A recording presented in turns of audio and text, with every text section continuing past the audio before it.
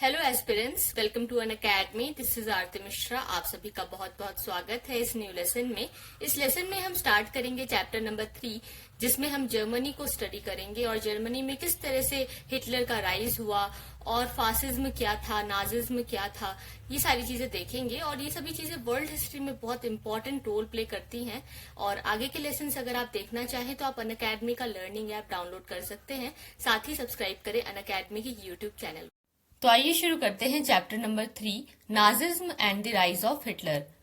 मैं हूं आरती मिश्रा। ये मेरा इंट्रोडक्शन है जो आप देख सकते हैं। सबसे पहले हम जानेंगे जर्मनी के गवर्नमेंट के बारे में। वेइमार रिपब्लिक, इसका फॉर्मेशन कैसे हुआ, सबसे पहले इसे समझते हैं। जर्मनी पहले एक बहुत ही पावरफुल एम्पायर हुआ करता था। 20th सेंचुरी की शुरुआत में इसने फर्स्ट वर्ल्ड वॉर लड़ी। ये जो प्रथम विश्व युद्ध था ये 1914 से 1918 के बीच में चला। और यहाँ जर्मनी के जो दुश्मन थे वो थे इंग्लैंड, फ्रांस और रशिया। ये एलाइज थे और इन लोगों ने साथ में मिलकर इस वॉर में हिस्सा लिया। और इन सभी को लग रहा था कि ये बहुत जल्द इन्हें जीत हासिल होगी और बहुत जल्द ये जो युद्ध है ये खत्म हो जाएगा। लेकिन ये युद्ध काफी लंबा चला, 4 साल तक ये चला। और ये इस युद्ध की वजह से जो यूरोप की सारी रिसोर्सेज थी वो ड्रेन अवे हो गई। उसमें बहुत सारी प्रॉब्लम्स क्रिएट हो रही थी, क्योंकि जब युद्ध होता है तो उसमें बहुत ज्यादा धन खर्च होता है, बहुत सारे रिसोर्सेज खर्च होते हैं, बहुत सारे लोग मारे जाते हैं। तो यहाँ पे जर्मनी जो है शुरुआत में तो जीत रही थी और यहाँ पे सब कुछ ठीक ठाक चल रहा था, तो सब कुछ जर्मनी के फेवर में था। लेकिन धीरे धीरे क्या हुआ, यूएस ने एंट्री ली 1917 में। और यूएस जो है वो इंग्लैंड, फ्रांस और रशिया की तरफ से आया, यानी कि एलाइज पावर की तरफ से आया।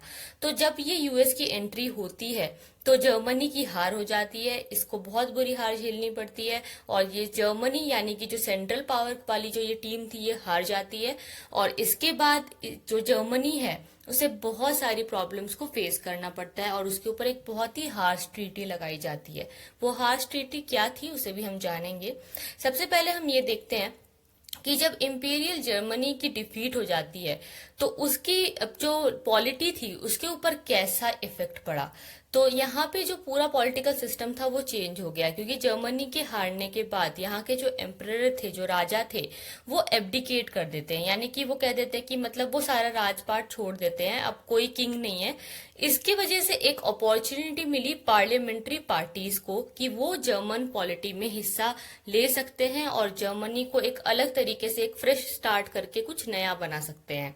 इसलिए नेशनल असेंबली जो है वो मिली वाइमार में और यहाँ पे इन्होंने एक डेमोक्रेटिक कॉन्स्टिट्यूशन को स्थापित किया जो कि फेडरल स्ट्रक्चर के बारे में बात करता था, यानी कि सेंटर में गवर्नमेंट होगी और एक स्टेट में गवर्नमेंट होगी। और इस तरह से इन्होंने एक डेमोक्रेटिक कॉन्स्टिट्यूशन बनाया और डेमोक्रेसी की शुरुआत हो गई। तो जर्मनी में अभी डेमोक्रेसी है, लेकिन बाद में डिक्टेटरशिप आ जाती है जब हिटलर आता है। तो हिटलर डिक्टेटरशिप लेके आता है, बट वहां तक पहुंचने के बीच में कुछ ऐसे इवेंट्स हुए जिसकी वजह से लोग बहुत परेशान थे। उन इवेंट्स को भी हम जानेंगे। तो अब क्या हुआ, जो डिप्टीज थे वो अब इलेक्ट करते थे जर्मन पार्लियामेंट को। जर्मन पार्लियामेंट को हम रीच स्टैग भी कह सकते हैं। और यहाँ पे जो बेसिस होता था इनका पूरा एक यूनिवर्सल वोट्स के अकॉर्डिंग होता था, जहाँ पे सभी जो एडल्ट हैं, यहाँ तक कि जो वुमेन है वो भी, लेडीज भी, सभी लोग मिलकर के वोट देंगे और उसके हिसाब से जो भी वोट में जीतेगा, जैसा कि डेमोक्रेसी में होता है आमतौर पे, तो लोकतांत्रिक हिसाब से उस पार्टी को जीत मिलेगी और उसका सब कुछ होगा। तो यहाँ से हमारे इस वेइमार रिपब्लिक की शुरुआत होती है और यहाँ से जर्मनी की एक डेमोक्रेटिक गवर्नमेंट शुरू हो जाती है। अब क्या हुआ कि जो रिपब्लिक है, जहाँ पे लोग सब कुछ चुन रहे हैं, इलेक्शन हो रहे हैं, ये लोगों को इतनी पसंद नहीं आ रही थी, क्योंकि जो उनकी प्रॉब्लम्स थी वो अभी भी सॉल्व नहीं हो रही थी। जो आम जनता थी वो बहुत ज्यादा परेशान थी, क्योंकि अनएम्प्लॉयमेंट था, गरीबी आ गई थी, युद्ध लड़ने की वजह से उन लोगों ने बहुत कुछ फेस किया था। तो जर्मनी के लोग इस चीज से खुश नहीं थे। जर्मनी की जो डिफीट हुई थी फर्स्ट वर्ल्ड वॉर के बाद, इसके बाद उन्हें एक तरह से बहुत ज्यादा बेइज्जत होना पड़ा। अब जो ये पीस ट्रीटी साइन हुई थी इस पीस ट्रीटी के पीछे रीजन यही था क्योंकि जर्मनी हार गया था। तो अब ये जो पीस ट्रीटी, वैसे तो ये पीस ट्रीटी इसका नाम है, लेकिन ये एक्चुअली में बहुत हार्श थी और बहुत ह्यूमिलेटिंग थी। ये वर्सेलिस में साइन की गई थी और इस ट्रीटी के ऊपर बहुत सारे क्वेश्चंस आते हैं और रिपीट होते हैं और आगे भी आते रहेंगे, तो इसे हम समझेंगे। यहाँ पे क्या है कि जर्मनी जो है उसको अपनी सारी जो ओवरसीज कॉलोनीज थी, जहाँ पे जैसे कि हम जानते हैं इंडिया भी ब्रिटेन की कॉलोनी हुआ करती थी, तो ये जो चल रहा था उस टाइम दुनिया में, इस तरह का एक ट्रेंड चल रहा था कॉलोनीज बनाने का, तो वैसे ही जर्मनी की भी कुछ कॉलोनीज हुआ करती थी, उन्हें जो है ले लिया गया। इनकी जो पॉपुलेशन थी अब वो बहुत कम हो जाती है, इनका 13% जो टेरिटरी है वो हिस्सा पूरा का पूरा ले लिया जाता है। ये किसके द्वारा लिया जाता है? ये फ्रांस, पोलैंड, डेनमार्क, लिथुआनिया, ये जो देश जो जीत गए थे उनके द्वारा ले लिया जाता है। इनका 75% जो इनका आयरन था वो भी ले लिया गया, 26% कोल भी ले लिया गया। यानी कि जो इनके रिसोर्सेज हैं, जो इनकी टेरिटरीज हैं, जो भी इनके पास था सब इनसे छीन लिया जाता है। यहाँ तक कि जो एलाइड पावर्स थे जो कि जीत गए थे, उन लोगों ने सोचा कि जर्मनी को डीमिलिटराइज कर दिया जाए, यानी कि उनकी सेना को खत्म कर दिया जाए, ताकि जो जर्मनी की पावर है वो और भी ज्यादा वीक हो जाए, जर्मनी बिल्कुल कमजोर पड़ जाए। तो इस तरह की जब चीजें हो रही थी, ऐसा एक्चुअली में जर्मनी के साथ ही क्यों हो रहा था? क्योंकि और भी तो लोग थे जिन्होंने वॉर में हिस्सा लिया था, और भी कंट्रीज थी। तो एक्चुअली में इसका सबसे बड़ा रीजन ये है कि जर्मनी जो है वो रिस्पॉन्सिबल माना गया इस वॉर के लिए, इस युद्ध के सारे डैमेज के लिए। तो अलाइड कंट्रीज चाहती थी कि इसी के वजह से सब लोगों ने सफर किया है, तो बस इसी को ही अकेले पनिशमेंट दी जाएगी। हालांकि पनिशमेंट सभी को मिली, लेकिन जर्मनी के ऊपर इसका सबसे बुरा प्रभाव पड़ रहा था। अब जर्मनी को जो है और कंपनसेशन भी देना पड़ा था, तो काफी ज्यादा इन्हें धनराशि जो है देनी पड़ी अलाइड पावर्स को। और इसके अलावा जो अलाइड आर्मीज थी, उन्होंने जो रिच रिसोर्सेज वाला एक इनका जगह था रीन लैंड, वो भी इन्होंने कब्जे में ले लिया, अपने कब्जे में 1920s में। और इसके बाद जो भी था यहाँ तक, अब हम देख रहे हैं कि मतलब एक तो बाहर की टेरिटरीज भी चली गई, रिसोर्सेज भी चले गए, और साथ में रीन लैंड जो कि एक रिसोर्स रिच जो जगह थी वो भी चली गई। अब जो जर्मन्स थे वो ये सोच रहे थे कि ये जो नया वीमा रिपब्लिक है यही रिस्पॉन्सिबल है उनके सभी प्रॉब्लम्स के लिए, यही हर प्रॉब्लम की जड़ है, क्योंकि उनकी डिफीट भी इसी वजह से हुई है। और वो जो वर्सेलिस की संधि थी, इसे बहुत डिस्ग्रेसफुल मान रहे थे, इससे उनकी बहुत ज्यादा बेइज्जती हुई, और पूरी दुनिया की नजर में जर्मनी जो है, जो एक बहुत स्ट्रांग किंगडम हुआ करता था, अब उसकी कोई इज्जत नहीं रह गई थी। तो सभी लोग जो है इस चीज को अच्छा नहीं मान रहे थे।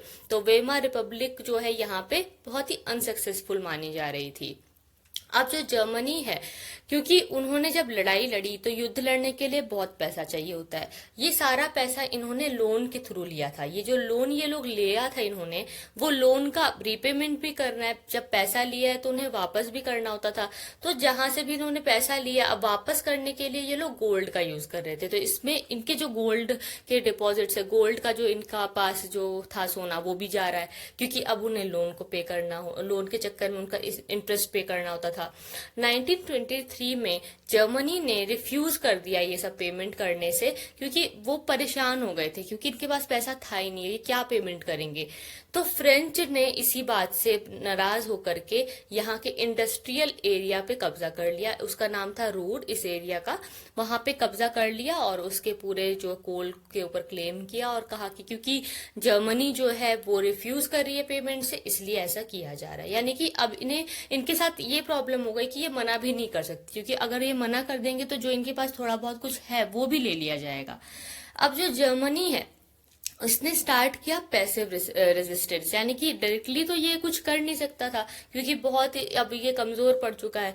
तो अब इसने क्या किया, प्रिंटेड जो पेपर करेंसी थी यहाँ की, वो बहुत ज्यादा मतलब इसे छापने लगे। तो पेपर करेंसी जब बहुत ज्यादा छपेगी तो इसमें मनी का सर्कुलेशन बढ़ जाएगा, और मनी का सर्कुलेशन बढ़ेगा तो इन्फ्लेशन हो जाएगा। इसी वजह से जो वैल्यू थी जर्मन मार्क की वो बहुत ज्यादा गिर गई। ये जो मार्क है, ये जर्मन की करेंसी थी, वो बहुत ही ज्यादा उसकी वैल्यू गिर गई। अब ये जो क्राइसिस है वो शुरू हो गया, इसके वजह से हाइपर इन्फ्लेशन हो गया। हाइपर इन्फ्लेशन में जब चीजों के दाम बहुत ही ज्यादा तेजी से बढ़ जाते हैं, तो ऐसे में इनके दाम चीजों के जब बहुत ज्यादा बढ़ रहे थे, सब कुछ इतना महंगा हो गया था, तो लोग इस बात से और भी ज्यादा परेशान हो रहे थे। इवेंचुअली क्या हुआ कि अमेरिकन जो है वो यहाँ पे फिर थोड़ा सा हस्तक्षेप करते हैं। जब जर्मनी की हालत इतनी खराब होने लगती है, तो यूएसए ने कहा कि ठीक है, हम तुम्हें इसमें हेल्प करेंगे और तुम्हारी इस सिचुएशन से, इस प्रॉब्लम से तुम्हें निकालेंगे। तो इकोनॉमिकली यूएसए ने इनको सपोर्ट करना शुरू किया। तो फिर इन्होंने क्या कहा कि एक प्लान इन्होंने इंट्रोड्यूस किया, ये है डॉयस प्लान। इस प्लान में कहा कि हम आपको फाइनेंशियल जो आपके ऊपर बर्डन है उससे आपको निकालेंगे, आपको पैसे वगैरह देंगे। तो एक तरह से सपोर्ट अब मिलने लगा था। तो 1924 से 28 के बीच का जो समय है, यहाँ पे कुछ स्टेबिलिटी आई, क्योंकि अब इन्हें थोड़ा सपोर्ट मिल रहा था, थोड़ा बहुत पैसा मिल रहा था। तो जर्मनी जो है वो दोबारा से इन्वेस्टमेंट इनका ठीक होने लगा, इंडस्ट्रियल रिकवरी होने लगी। लेकिन अभी भी ये पूरी तरीके से यूएसए के ऊपर ही डिपेंडेंट थे। लेकिन अभी, क्योंकि अभी भी इनके पास अपना तो खुद का कुछ है नहीं, ये जो सपोर्ट इन्हें यूएसए से मिल रहा था, ये भी बाद में वापस ले लिया गया। क्योंकि बाद में क्या हुआ, जो वॉल स्ट्रीट एक्सचेंज है वो क्रैश हो गया था 1929 में। ये क्रैश क्या हुआ था कि एक्चुअली में एक इकोनॉमिक क्राइसिस शुरू हो गया था, जिसके वजह से यूएसए को अब अपने सारे जो ये पैसा, ये जो हेल्प, ये जो सपोर्ट ये दे रहा था जर्मनी को, वो इसे वापस लेना पड़ा था। तो क्योंकि चीजों के जो दाम है वो बढ़ते ही जा रहे थे, जो लोग थे वो परेशान हो रहे थे, तो कई बार इस तरह की जब सिचुएशंस होती हैं तो लोग जो है अपने शेयर्स जो है वो भी बेच देते हैं। तो जो है बहुत ज्यादा शेयर्स जो है इस बीच में बेचे गए थे, और एक ही दिन में 24 अक्टूबर को ये देखा गया कि 13 मिलियन शेयर्स जो है वो बेच दिए गए थे। तो लोग डर के मारे ऐसे में अपने शेयर्स बेच देते हैं। ये सारी जो चीजें ये एक्चुअली इकोनॉमी वाले समरी में हम अच्छे से कवर करेंगे, पर यहाँ हम थोड़ा सा समझ लेते हैं कि यूएस ने अपना सपोर्ट वापस क्यों लिया। अब क्या हुआ कि ग्रेट इकोनॉमिक डिप्रेशन शुरू हो गया। जो आगे के जो 3 साल थे 1929 से 1939 के बीच में, यहाँ पे जो यूएसए की पूरी नेशनल इनकम थी वो आधी से ज्यादा गिर गई, और जो फैक्ट्रीज थे वो बंद होने लगे, सारा एक्सपोर्ट इनका खत्म हो गया, फार्मर्स जो हैं वो इससे बहुत ज्यादा हिट हुए। मतलब पूरा सब कुछ इकोनॉमी का है तो बिल्कुल क्राइसिस में चली गई थी। और जब ये यूएस क्राइसिस में चला गया तो फिर इसका जो इफेक्ट था ये पूरे वर्ल्ड में देखने को मिला। ये जो रिसेशन का ये जो टाइम है वो पूरा वर्ल्ड वाइड लोगों ने इसे फील किया। दूसरी इकोनॉमी पे भी इसका बहुत प्रभाव पड़ा।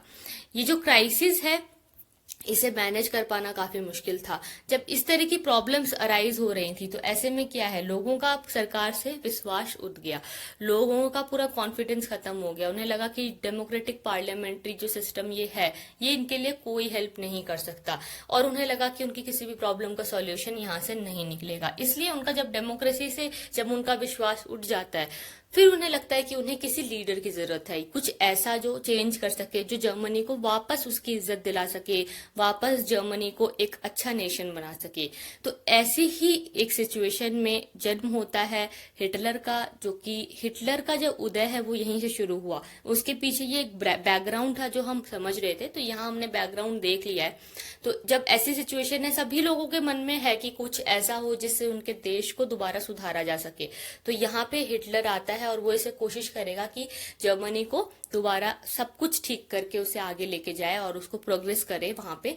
तो वो हम देखेंगे अगले पार्ट में। यहाँ हमारा ये पार्ट A खत्म होता है, तो अब हम मिलेंगे पार्ट B में।